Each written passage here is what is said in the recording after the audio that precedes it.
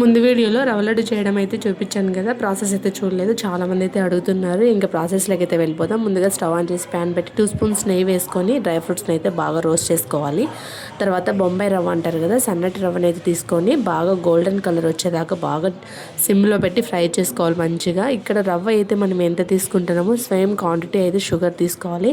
ఇక్కడ నేను 3 గ్లాసుల రవ్వ అయితే తీసుకున్నాను కాబట్టి 3 గ్లాసుల రవ్వ చక్కెర అయితే తీసుకున్నాను. దీన్ని బాగా మిక్సీ పట్టుకొని పక్కన పెట్టాలి, పౌడర్ లాగా చేసుకొని. ఈలోపు మనం పాలు పెట్టుకొని బాగా వేడి చేసుకోవాలి.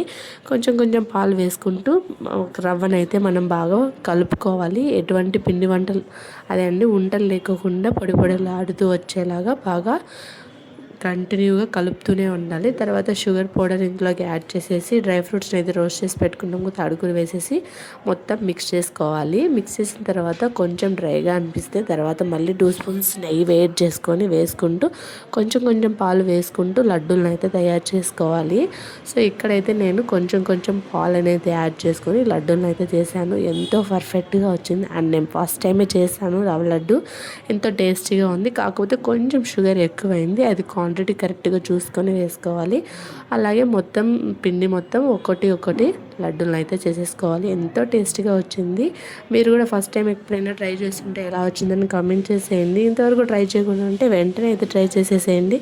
ఎంతో టేస్టీగా ఉంది. ఈ లోపు వీడియోకి ఒక చిన్న లైక్ అయితే ఇచ్చేసేయండి. నెక్స్ట్ వీడియోకి వద్దాం. బాయ్.